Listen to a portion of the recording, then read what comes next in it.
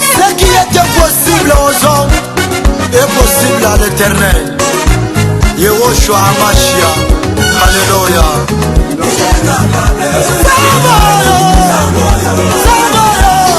Asana makoki na kosilisa probleme na yo papa na ngai.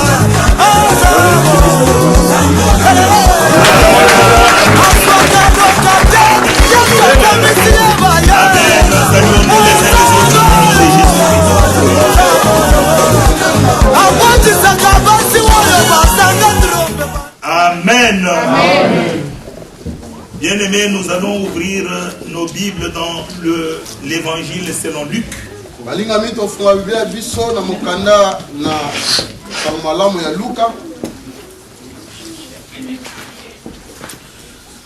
Luc au chapitre 19.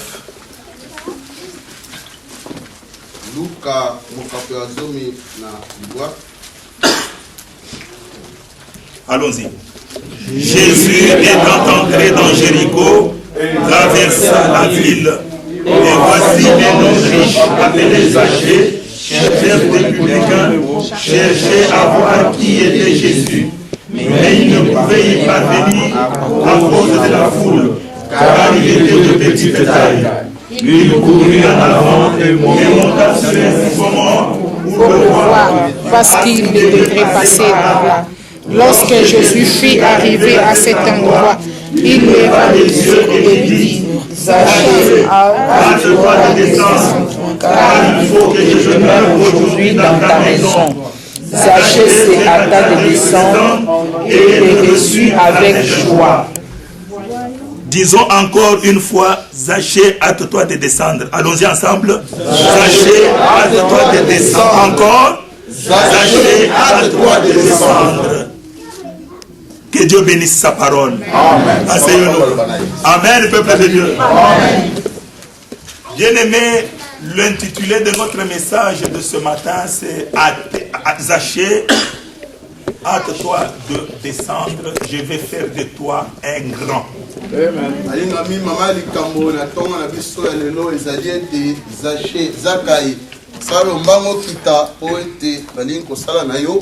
Quelle joie. Amen.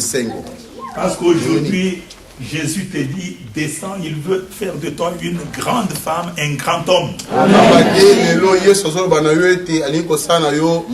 Zachée dont il est question ici, c'est toi.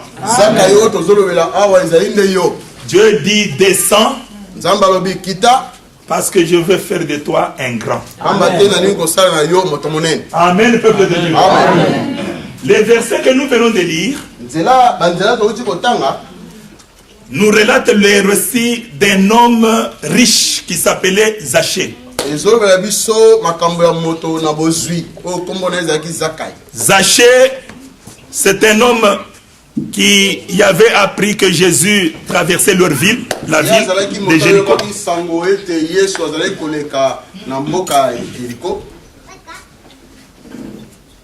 Lorsqu'il a appris que Jésus passait, il a cherché à s'informer par quelle route il va passer.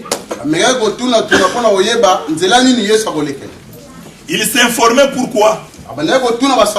Parce qu'il savait que Jésus était un homme de foule. Comme il est toujours accompagné d'une grande foule, il s'est informé, dites-moi par où il va passer. Comme j'ai une petite taille, je ne saurais pas le voir. Mais si je connais la route par où il va passer, je vais localiser un arbre géant. Je peux grimper pour voir Jésus. Et effectivement, quand on lui a montré, indiqué le parcours de Jésus,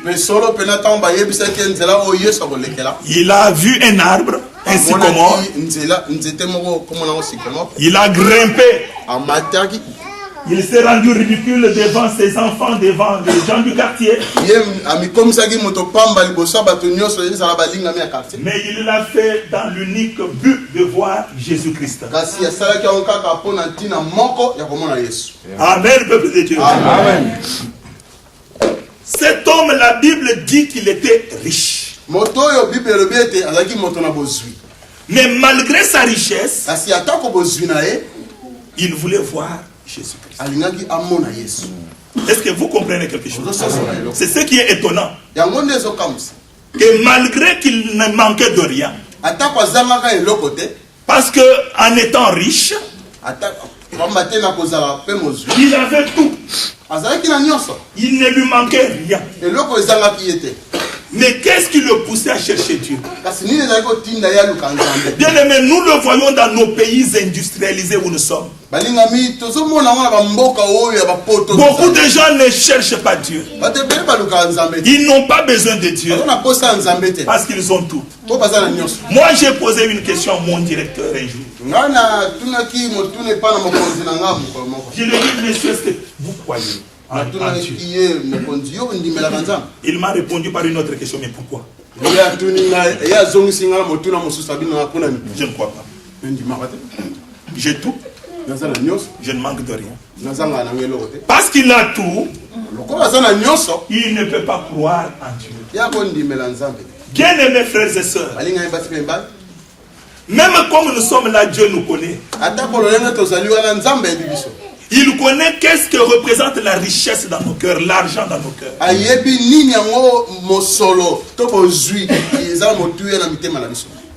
Beaucoup ne reçoivent pas, n'arrivent pas à avoir des gros montants d'argent. Parce que Dieu les connaît, Dieu nous connaît. Dieu sait que si demain tu joues la loterie, tu as 100 000 euros. Dimanche, d'abord tu commenceras par nous dire quoi? Non, je suis dans les démarches pour remplir, pour que la banque puisse me verser. Mais dans le plan là, tu commences à faire des projets. 2 dimanches sont passés. 1 mois est passé. Nous apprenons seulement que non, il est à Washington. Dieu te connaît. Il sait que s'il te bénit aujourd'hui avec un gros montant, tu l'abandonnes. Alléluia. Amen. Mais cet homme Zaché, il était un homme riche. Mais malgré sa richesse, il sentait en lui un vide qui devait être comblé. Et ce vide-là ne pouvait pas être comblé par qui que ce soit, par seulement Jésus-Christ. Alléluia. Bien aimé, quand on parle de l'argent, nous insistons là-dessus parce que la Bible dit qu'il est difficile à un homme riche d'entrer dans le royaume de Dieu. À cause de la richesse. Quelle est la place que joue l'argent dans ta vie? Tu es accro à l'argent. Un jour, nous sommes allés prier pour une famille. Nous avons demandé au mari et à la femme de prier chacun l'un après l'autre. Papa, tu fais un sujet de prière. Papa prie et après papa, maman va aussi donner sa prière. Le papa a pris la parole, il a dit que Dieu me bénisse avec de l'argent pour acheter une grosse Jeep. Il faut quand même qu'il y ait la différence entre ceux qui servent Dieu et ceux qui ne le servent pas. Je vois même sur la route, même les femmes au volant. Ah bon? Les femmes ne peuvent pas rouler, ne peuvent pas être au volant. Même les femmes. Que Dieu me donne une grosse Jeep. Et quand on a demandé à la femme de prier, sa femme dit, mon Dieu, bénis mon mari avec de l'argent, mais pas beaucoup. Pour la Jeep, non, ne lui donne pas. Donne-lui ce qu'il faut pour que nous mangeons et nous nous habillons. S'il a besoin du moyen de transport, donne-lui une moto. Je vous dis la vérité. Bien aimé, la prière était interrompue par le papa. Vous savez comment sont les papas, ils sont chauds. Pasteur, vous avez dit quoi?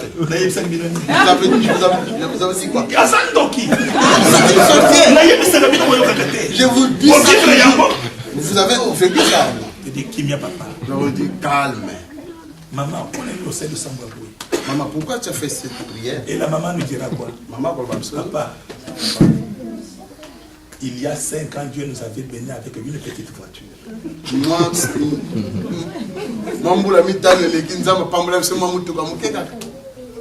Jusqu'à ce que cette voiture-là est tombée en panne. Je ne suis jamais monté. Mais je le vois toujours avec des filles. Papa, cette Jeep-là qui demande, ça ne sera pas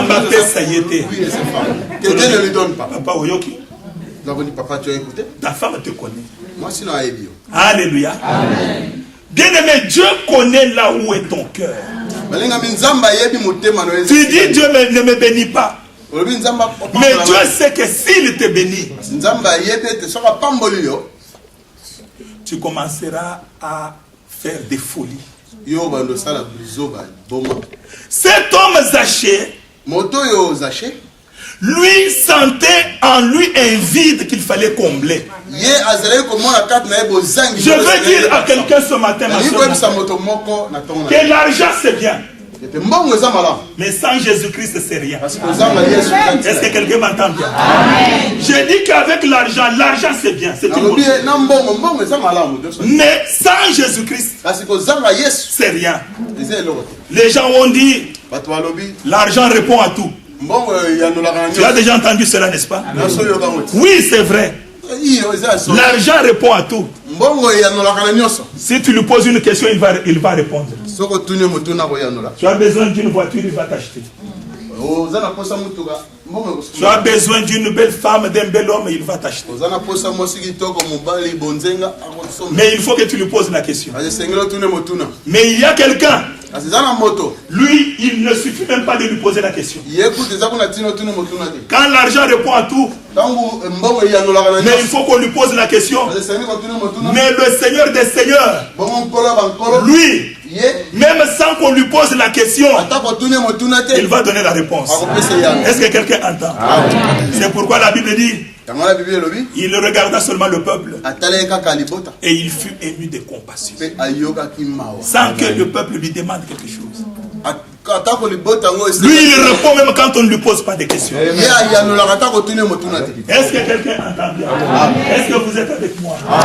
Bien aimés frères et sœurs, nous parlons de cet homme riche. Il était riche, mais il a ressenti le besoin d'aller vers Jésus. Il a porté le ridicule pour monter, grimper même à un arbre. Parce que pour lui, la vie sans Jésus ne vaut rien. Bien aimé, je ne sais pas pourquoi on doit parler aujourd'hui plus en plus de l'argent. Mais ce n'est qu'entre parenthèses. C'est entre parenthèses.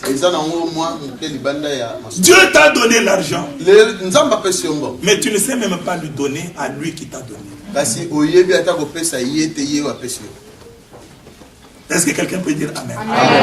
Beaucoup de gens voient Dieu leur donner. Bien aimé, il y en a, on était même en Afrique, où on n'avait même pas un salaire pendant qu'on était chômeur. Mais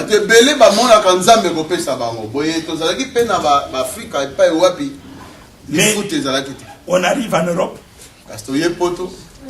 où quelqu'un sans aller au travail, c'est moi là. Mais pour prendre ne fût-ce que 10%, pour donner à Dieu,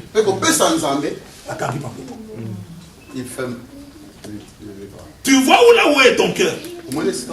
J'ai dit le vendredi à ceux qui étaient venus avec nous à la prière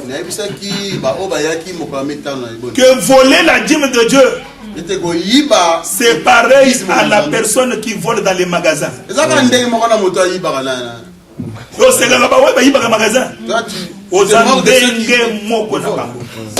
la même chose. Est-ce que quelqu'un peut dire Amen? Amen. Disons Amen. Amen. Tu voles la dîme de Dieu. C'est lui qui t'a donné cet argent. Pourquoi tu ne peux pas lui donner? C'est pour cela que nous voyons nos vies n'avancent pas. Il y a toujours des difficultés, Parce que nous n'arrivons pas à faire ce qui est juste.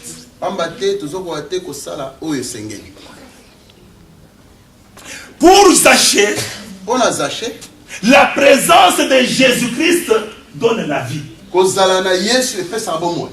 Mais sans Jésus-Christ, il n'y a pas de vie. C'est pourquoi il a cherché à aller voir Jésus-Christ.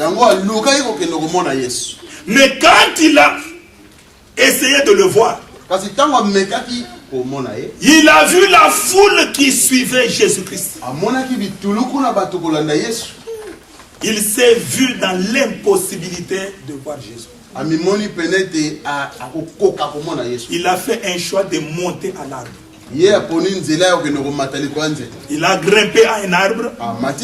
Pourquoi? Parce qu'il y avait une foule qui l'empêchait de voir Jésus. Bien-aimés frères et sœurs, lorsque nous venons à l'église, ne soyons pas de ceux qui suivent la foule.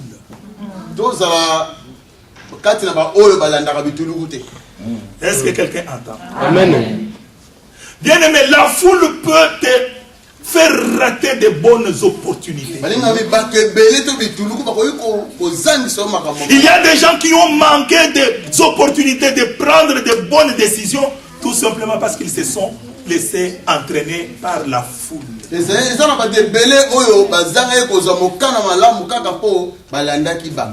Nous avons vu le vendredi passé que Bartimée était aussi habité par cette détermination de voir Jésus-Christ. Mais lorsqu'il avançait, il criait Jésus-Christ, fils de David. Qui l'empêchait de crier? La foule. Comme si tu as des yeux. Tu cries comme ça. Même nous qui le voyons, nous ne crions pas comme ça. Tu vois comment la foule met toujours des calmes. Ma soeur, mon frère, dans l'église, ne sois pas de ceux qui suivent la foule. Il est dit dans le jargon, on connaît les dictons qui dit Vox populi, Vox Dei.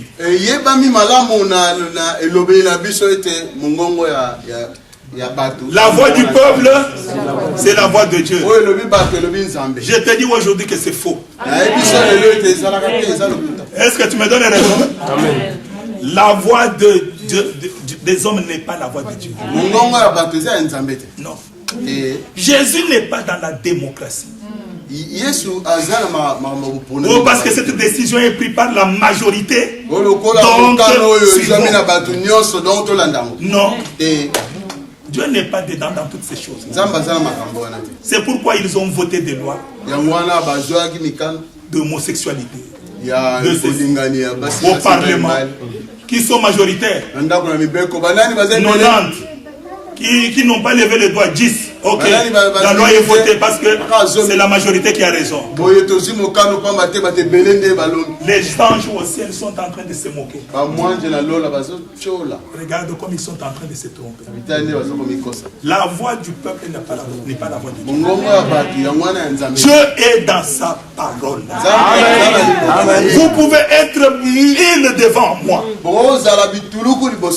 Mais si je suis dans la parole, vous tous vous êtes en erreur. C'est lui qui a la parole, c'est celui qui a la vérité. Est-ce que quelqu'un peut dire la même?